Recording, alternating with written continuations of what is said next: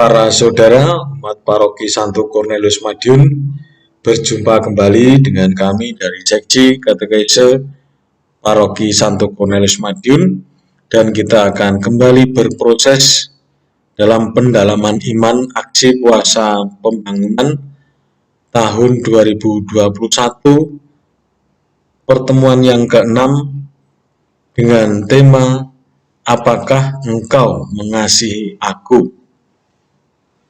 Dan kita juga patut bersyukur dan berterima kasih atas segala rahmat, baik iman, rezeki, serta kesehatan yang telah kita terima bagi kita dan keluarga kita. Dan marilah kita awali dengan mendengarkan sebuah lagu dari Puji Syukur 512, Salib di Puncak Golgota. Mari kita hening sejenak sambil mendengarkan lagu.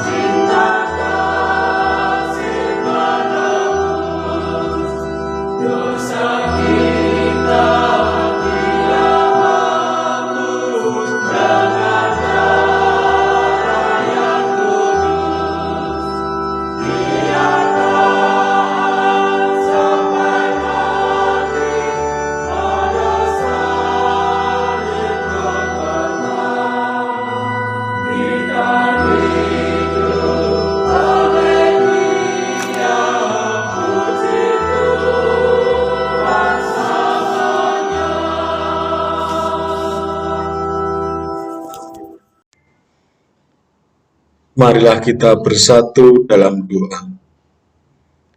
Dalam nama Bapa dan Putra dan Roh Kudus. Amin.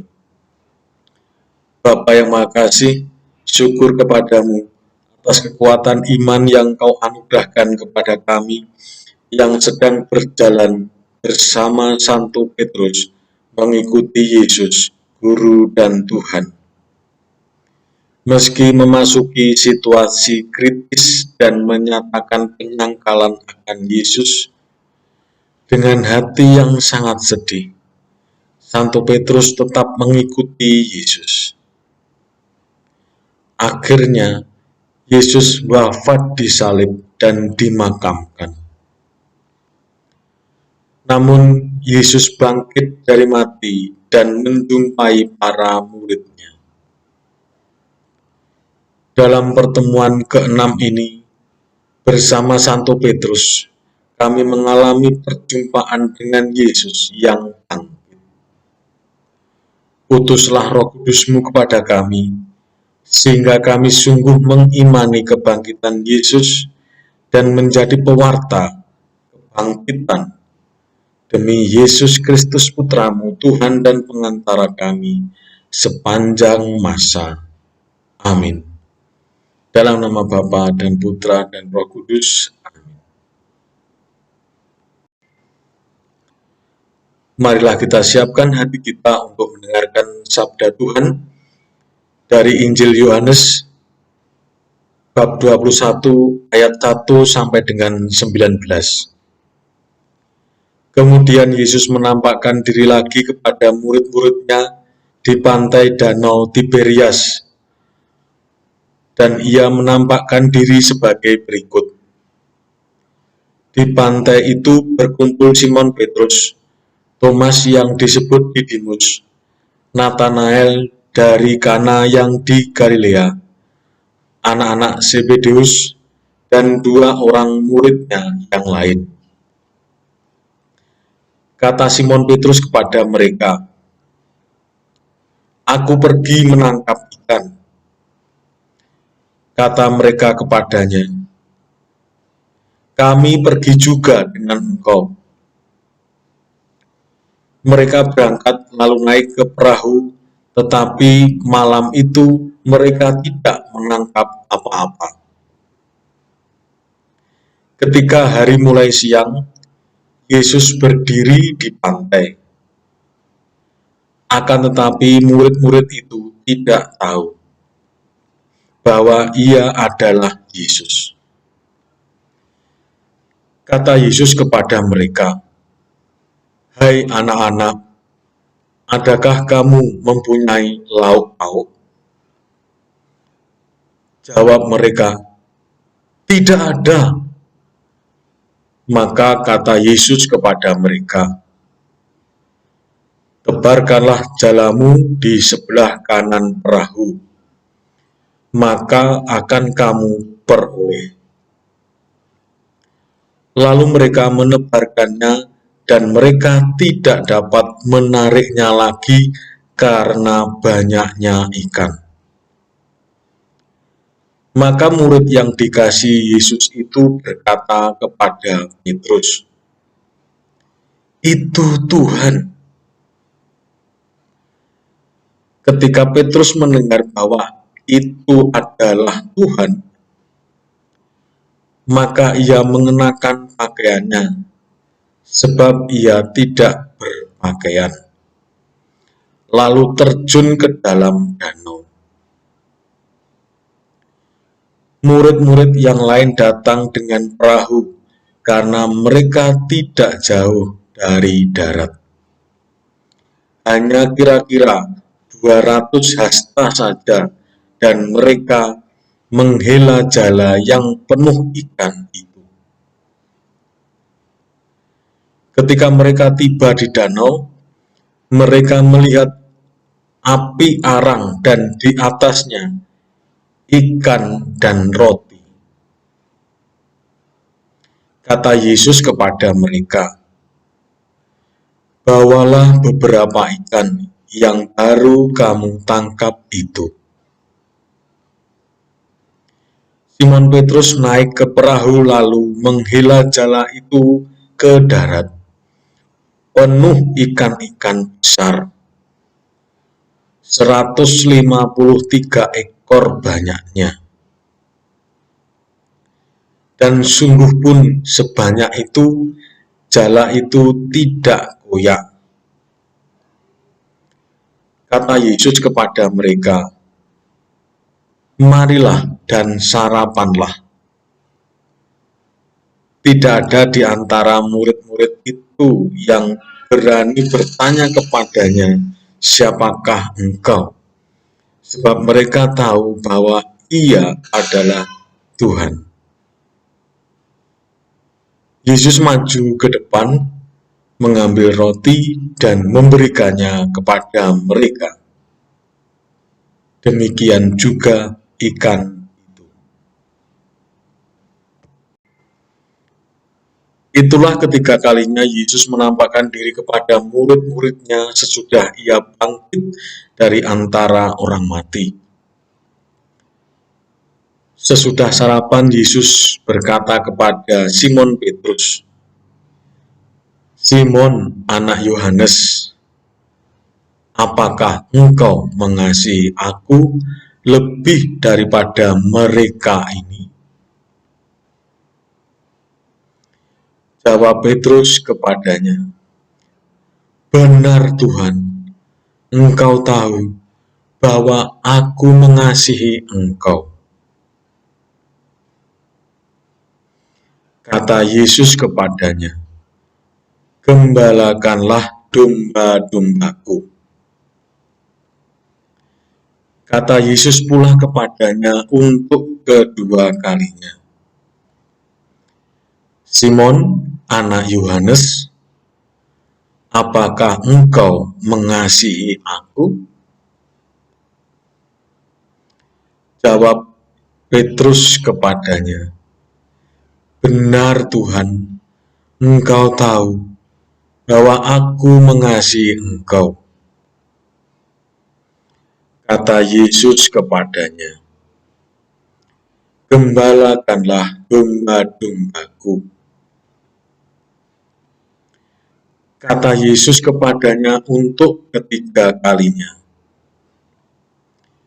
"Simon, anak Yohanes, apakah engkau mengasihi aku?" Maka sedih hati Petrus karena Yesus berkata untuk ketiga kalinya, "Apakah engkau mengasihi aku?" Dan ia berkata kepadanya, "Tuhan, Engkau tahu segala sesuatu. Engkau tahu bahwa aku mengasihi Engkau." Kata Yesus kepadanya, "Gembalakanlah domba-dombaku. Aku berkata kepadamu, sesungguhnya ketika engkau masih muda, engkau mengikat pinggangmu sendiri, dan engkau berjalan kemana saja kau kehendaki. Tetapi jika engkau sudah menjadi tua, engkau akan mengulurkan tanganmu, dan orang lain akan mengikat engkau dan membawa engkau ke tempat yang tidak kau kehendaki." Dan hal ini dikatakannya untuk menyatakan bagaimana Petrus akan mati dan memuliakan Allah. Sesudah mengatakan demikian, ia berkata kepada Petrus, "Ikutlah aku." Demikianlah Injil Tuhan. Selanjutnya, para umat yang dikasihi Tuhan, marilah kita mendalami pendalaman teks dengan menjawab beberapa pertanyaan-pertanyaan berikut. 1. Awalnya Yesus mendatangi Petrus dan teman-temannya di pantai dan berkata, "Mari, ikutlah aku, dan kamu akan kujadikan penjala manusia." Lalu sekian lama Petrus mengikuti Yesus dengan berbagai hal yang dialami. Menurut Anda, mengapa sekarang ini Petrus kembali menangkap ikan sebagai nelayan? 2. Dari pengalaman hidup sehari-hari, orang yang putus asa ada hubungannya dengan kegagalan dalam bekerja atau dalam tanda kurung tanpa hasil.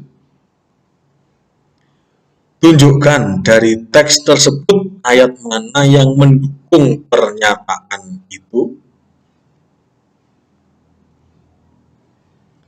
3. Setelah selesai sarapan, Yesus bertanya kepada Petrus, "Simon, anak Yohanes, apakah engkau mengasihi aku?" Dan ditanyakan sampai 3 kali. Menurut Anda, bagaimana perasaan Petrus ketika ditanya Yesus seperti itu?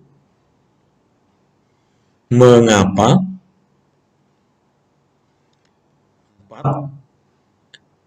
Di bagian paling akhir dari bacaan Injil tadi, Yesus mengatakan, "Ikutlah aku."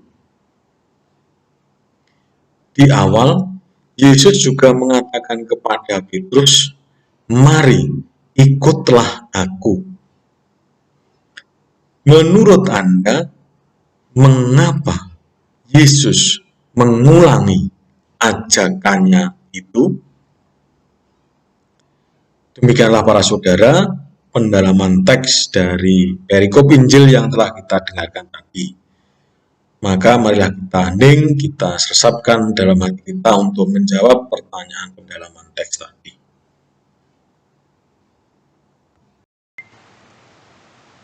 Marilah kita ikuti renungan pertemuan ke-6 saat ini.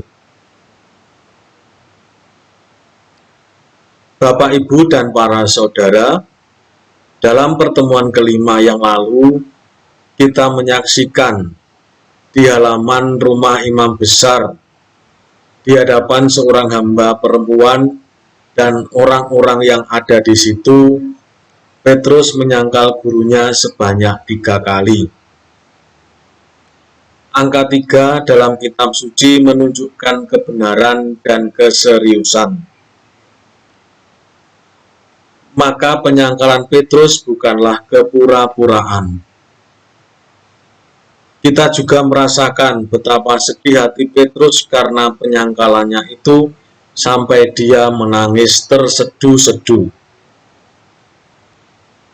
Sedangkan di dalam rumah imam besar, Yesus diadili dengan kesaksian palsu dan dijatuhi hukuman mati di salib.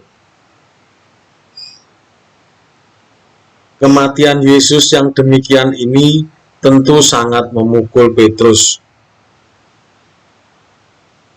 Yesus yang mengajaknya menjadi penjala manusia, diakuinya sebagai Mesias, dan telah menampakkan kemuliaan di atas gunung yang membuatnya sangat bahagia, kini telah mati dengan sangat mengenaskan. Yesus yang menjadi harapan hidup Petrus, kini sudah hancur. Petrus kehilangan harapan hidup. Bagaimana hidup selanjutnya jika sudah kehilangan harapan?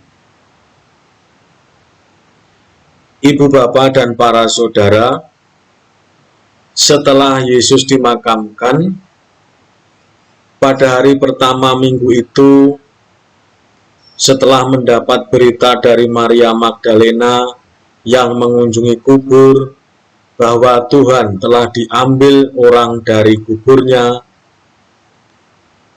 Petrus bersama murid yang dikasihi Yesus berlari menuju kubur dan mendapati kubur kosong. Petrus hanya melihat kain kafan dan kain peluh yang sudah tergulung.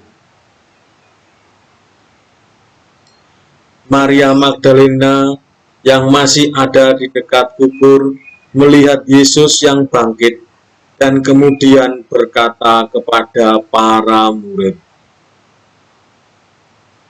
"Aku telah melihat Tuhan." Malam harinya, ketika para murid Yesus berkumpul di suatu tempat dengan pintu-pintu yang terkunci karena takut pada orang Yahudi, Yesus yang bangkit datang di tengah-tengah mereka. Tetapi Thomas tidak ada di antara para murid itu. Oleh karena itu, ketika teman-temannya mengatakan, "Kami telah melihat Tuhan," Thomas tidak percaya. 8 hari kemudian, Yesus yang bangkit datang lagi di tempat yang sama. Kali ini Thomas ada bersama para murid dan secara khusus Yesus berbicara kepada Thomas. Thomas pun menjawab, "Ya Tuhanku dan Allahku." Meski Yesus yang bangkit sudah menampakkan diri kepada para muridnya, namun mereka masih juga belum mengerti. Hati dan akal budi mereka belum terbuka, masih tertutup oleh keputusasaan.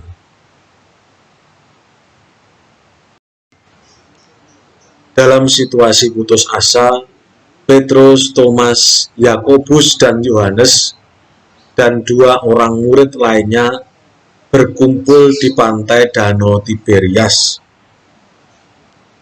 Petrus berkata kepada teman-temannya, "Aku pergi menangkap ikan." Kata mereka kepadanya, "Kami pergi juga dengan engkau." Orang yang putus asa tidak tahu apa yang akan dilakukan. Maka mereka ikut begitu saja apa yang dikatakan Petrus. Namun semalam itu mereka tidak menangkap apa-apa. Keputusasaan membawa mereka kembali ke cara hidup lama, yaitu sebagai nelayan pencari ikan. Dahulu, dari pantai mereka diajak Yesus untuk mengikutinya dan akan dijadikan penjala manusia. Namun setelah sekian lama mengikuti Yesus dengan berbagai pengalaman yang memberikan harapan besar, ternyata sekarang mereka kembali lagi ke pantai yang sama untuk mencari ikan.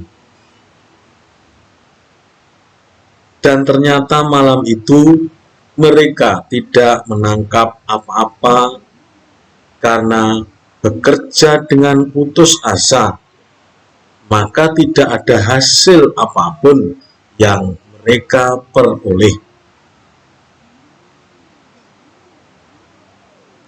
Ketika hari mulai siang, Yesus yang bangkit berdiri di pantai, tetapi mereka tidak mengenalnya. Yesus berkata, "Hei anak-anak, adakah kamu mempunyai lauk pauk?" Jawab mereka, "Tidak ada." Sangat jelas bahwa itu adalah jawaban orang putus asa. Kemudian Yesus berkata, "Tebarkanlah jalamu di sebelah kanan perahu, maka akan kamu peroleh." Mereka mengikuti kata Yesus itu. Mereka menebarkannya dan mereka tidak dapat menariknya lagi karena banyaknya ikan. Melihat peristiwa itu, murid yang dikasihi Yesus berkata kepada Petrus, "Itu Tuhan." Petrus menghela jala ke darat penuh ikan-ikan besar, 153 ekor banyaknya. Kata Yesus kepada mereka, "Marilah dan sarapanlah." Tidak ada di antara murid-murid itu yang berani bertanya kepadanya, "Siapakah engkau?" sebab mereka tahu bahwa itu adalah Tuhan. Itulah ketiga kalinya Yesus menampakkan diri kepada murid-muridnya sesudah ia bangkit dari antara orang mati.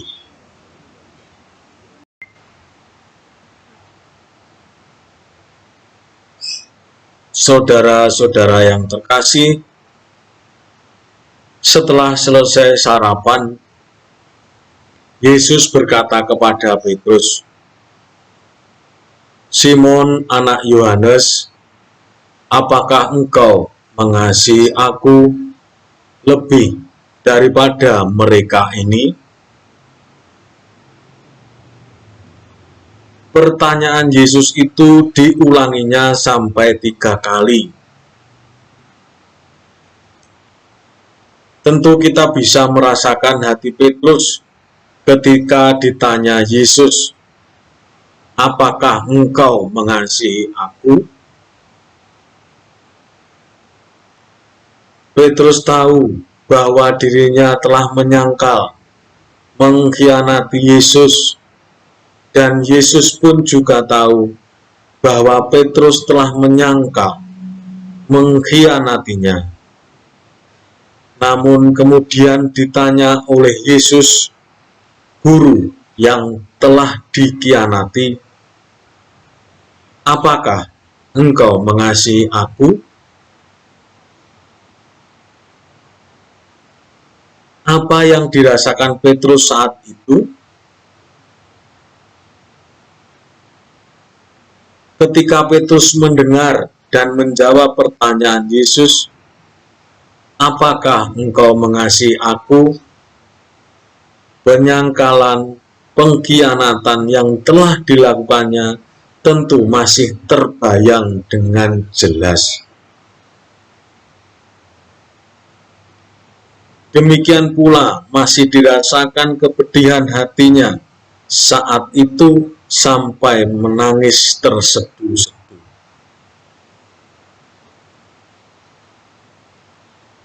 Bagaimana rasa hatinya Petrus saat itu?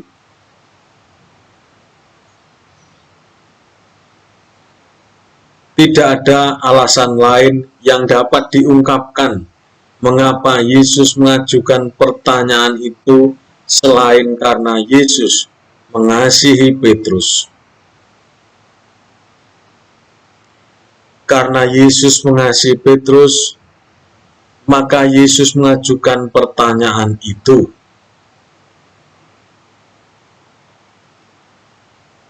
Jika Yesus tidak mengasihi Petrus, untuk apa pertanyaan itu? Dan itu diajukan kepada Petrus sampai 3 kali. Pertanyaan tentang kasih yang diajukan kepada orang yang telah menyangkal, mengkhianati, menyatakan dengan jelas kasih yang tulus tanpa batas, yang sama sekali tidak memperhitungkan penyangkalan, pengkhianatan yang telah terjadi. 3 kali pula Petrus menjawab dalam pertanyaan Yesus itu. Petrus merasakan benar bahwa Yesus mengasihinya. Oleh karena itu, Petrus pun dapat 3 kali juga menjawab, "Benar Tuhan, Engkau tahu bahwa aku mengasihi Engkau."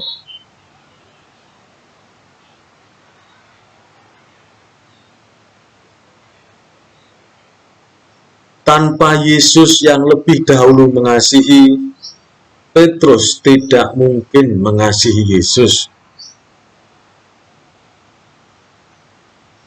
Ibu, bapak, dan saudara, setelah pertanyaan Yesus tentang kasih Dan jawaban Petrus, barulah Yesus menyampaikan perintah agar menjadi gembala bagi domba-domba Yesus.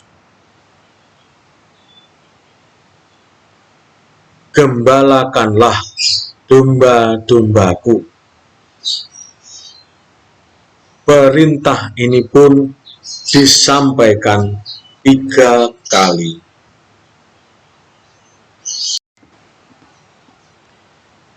Maka menjadi sangat jelas bahwa kesetiaan untuk menjadi gembala bagi domba-domba Yesus melulu karena mengasihi Yesus.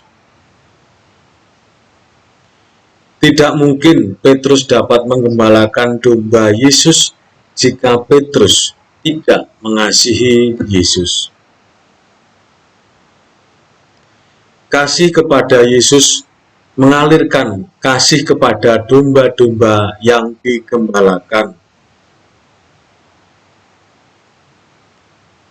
Menjadi gembala bagi domba-domba Yesus bukanlah memerintah, menguasai, mengatur, tetapi mengasihi mereka. Dengan demikian, Petrus mengasihi domba-domba Yesus karena telah mengalami dan merasakan kasih dari Yesus sendiri. Kemudian Yesus menyampaikan bagaimana hidup Petrus selanjutnya dan kematiannya serta memuliakan Allah.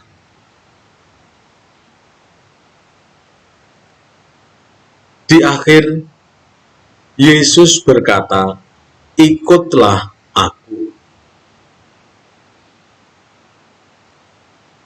Bukanlah di awal, di pantai ketika Yesus menjumpai Petrus dan Andreas yang sedang menebarkan jala, Yesus mengatakan, "Mari, ikutlah Aku, dan kamu akan Kujadikan penjala manusia." Bukankah sejak itu Petrus selalu mengikuti Yesus kemanapun pergi? Mengapa Yesus mengulangi lagi ajakannya, "Ikutlah Aku"?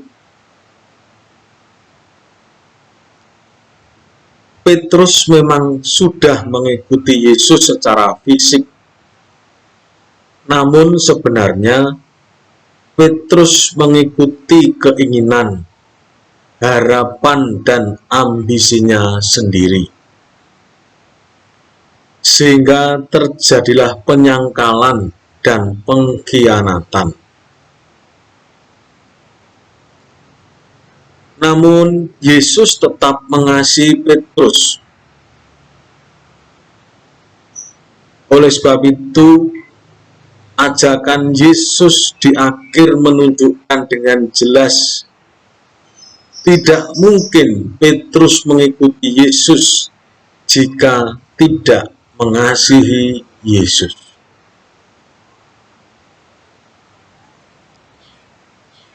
Dengan demikian, peristiwa kebangkitan mengubah hidup Petrus. Dari mengikuti keinginan, ambisi, dan harapan sendiri,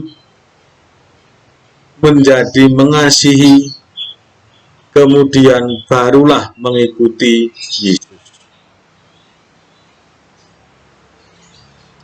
Itulah buah kebangkitan.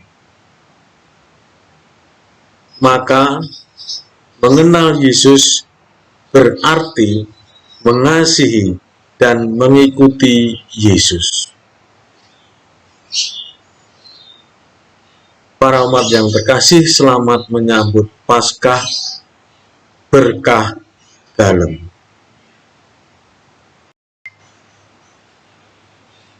Marilah kita lanjutkan dengan menjawab pertanyaan pribadi. 1. Setelah melalui perjalanan bersama Petrus yang berawal dari pantai dan sampai pada pengalaman kebangkitan di pantai, apa yang menarik bagi diri saudara? Mengapa? 2. Dari perjalanan bersama Petrus, menurut saudara, apa hambatan yang paling besar dalam mengikuti dan mengenal Yesus?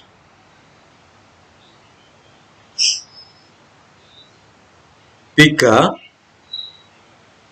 Jika pertanyaan Yesus kepada Petrus, apakah engkau mengasihi aku, diajukan kepada saudara, apakah jawaban saudara?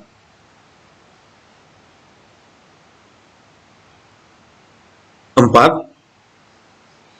Sampai hari ini, saudara sebagai muridnya, benarkah saudara telah mengikuti Yesus dalam hidup sehari-hari?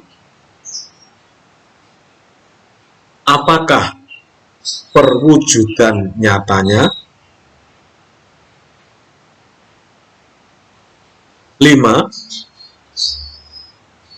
Setelah mendapat jawaban dari Petrus, benar Tuhan, Engkau tahu bahwa aku mengasihi Engkau. Kemudian Yesus mengatakan, gembalakanlah domba-dombaku. Dengan demikian, mengasihi Yesus berarti ikut mengambil bagian dalam penggembalaan umat Allah. Apakah saudara bersedia mengambil bagian secara nyata dalam penggembalaan Yesus bagi umatnya di lingkungan dan sekitar?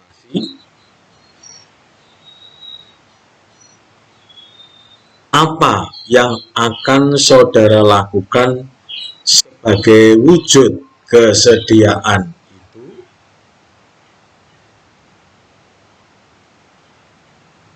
6.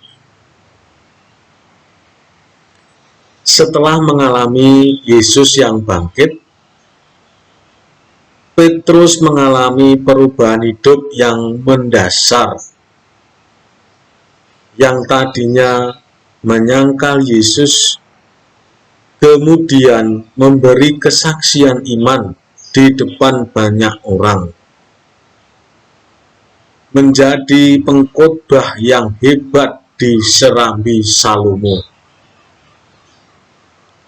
Menyampaikan khotbah di Serambi Salomo.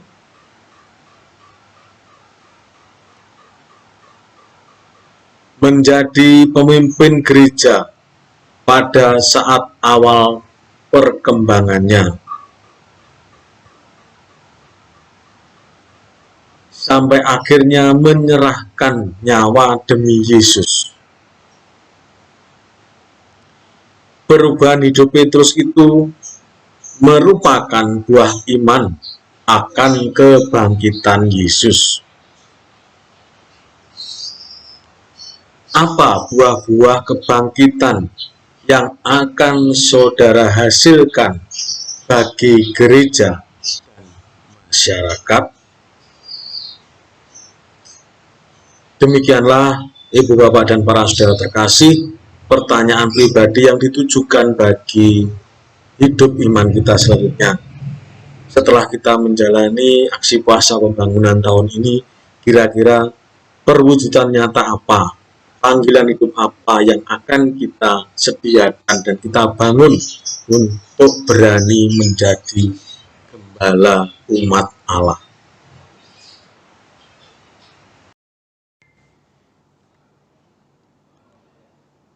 Ibu Bapak dan para saudara yang terkasih, Sekarang marilah kita berdoa bersama doa APP.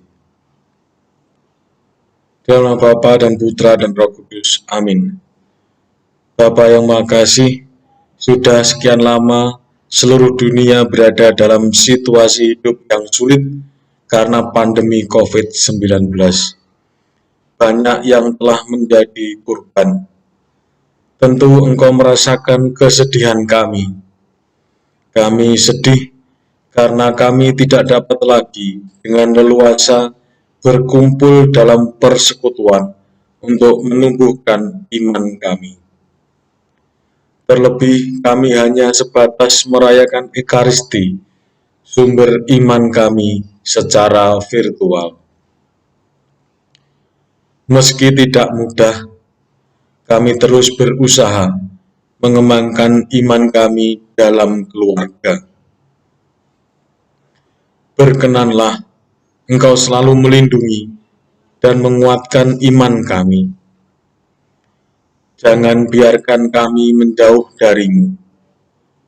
Maka dalam masa Prapaskah ini, kami tetap berjuang untuk menempuh jalan pemurnian iman dengan merenungkan sabda Putramu. Berkatilah semua orang, terutama mereka yang sedang berjuang menyelamatkan banyak orang. Berkatilah juga para pemimpin masyarakat, negara dan gereja, para gembala umat di lingkungan, stasi, dan paroki, beserta keluarga mereka. Berilah kekuatan ilahi-Mu bagi mereka yang sedang berada dalam situasi yang lebih susah dari kami akibat pandemi ini.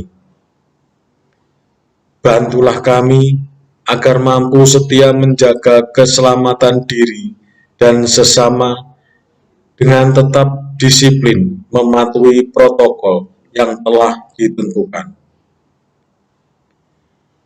Bapa yang Maha Kasih, berkenanlah menerima persembahan iman kami yang sederhana di masa Prapaskah ini. Doa ini kami panjatkan dengan pengantaran Yesus, Guru dan Tuhan kami, yang hidup dan berkuasa, kini dan sepanjang masa. Amin. Ibu Maria, Engkau selalu menyertai perjalanan hidup kami. Tentu Engkau merasakan keprihatinan hidup kami saat ini. Bantulah kami senantiasa dengan doa-Mu. Salam Maria, penuh rahmat Tuhan sertamu, terpujilah Engkau di antara wanita, dan terpujilah buah tubuhmu Yesus. Santa Maria, Bunda Allah, doakanlah kami yang berdosa ini, sekarang dan waktu kami mati. Amin. Salam Maria, penuh rahmat Tuhan sertamu, terpujilah Engkau di antara wanita, dan terpujilah buah tubuhmu Yesus.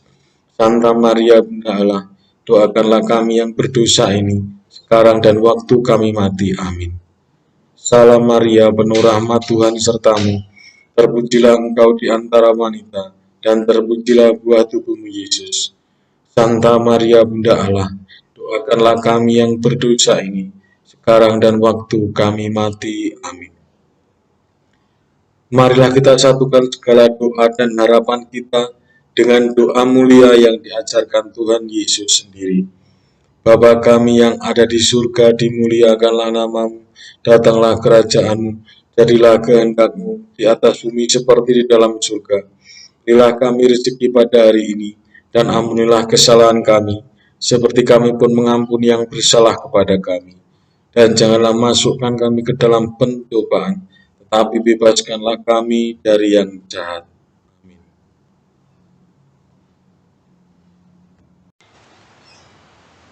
Marilah berdoa bersama-sama. Bapa yang Maha Kasih, terima kasih kami telah mengikuti perjalanan Petrus sampai pengalaman kebangkitan. Berkatilah kami sehingga iman kami akan kebangkitan Yesus berbuah bagi kehidupan gereja dan masyarakat.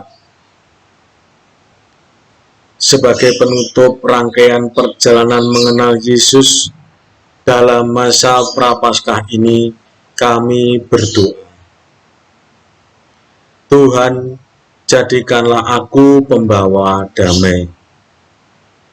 Bila terjadi kebencian, jadikanlah aku pembawa cinta kasih. Bila terjadi penghinaan, jadikanlah aku pembawa pengampunan. Bila terjadi perselisihan, jadikanlah aku pembawa kerukunan. Bila terjadi kebimbangan, jadikanlah aku pembawa kepastian. Bila terjadi kesesatan, jadikanlah aku pembawa kebenaran. Bila terjadi kecemasan, jadikanlah aku pembawa harapan. Bila terjadi kesedihan, jadikanlah aku sumber kegembiraan. Bila terjadi kegelapan, jadikanlah aku pembawa terang. Tuhan, semoga aku lebih ingin menghibur daripada dihibur, memahami daripada dipahami, mencintai daripada dicintai. Sebab dengan memberi, aku menerima, dengan mengampuni, aku diampuni, dengan mati suci, aku bangkit lagi untuk hidup selama-lamanya. Kemuliaan kepada Bapa dan Putra dan Roh Kudus, seperti pada permulaan, sekarang, selalu, dan sepanjang segala abad. Amin. Terpujilah nama Tuhan Yesus, Bunda Maria, dan Santo Yosef. Amin. Berkat-Mu kami senantiasa mohon ya Tuhan, dalam nama Bapa dan Putra dan Roh Kudus. Amin. Demikianlah perjumpaan kita para saudara yang terkasih umat Paroki Santo Cornelius dalam pendalaman iman aksi puasa pembangunan tahun 2021 ini. Semoga perjalanan iman dan proses kita sungguh-sungguh membawa berkat bagi hidup kita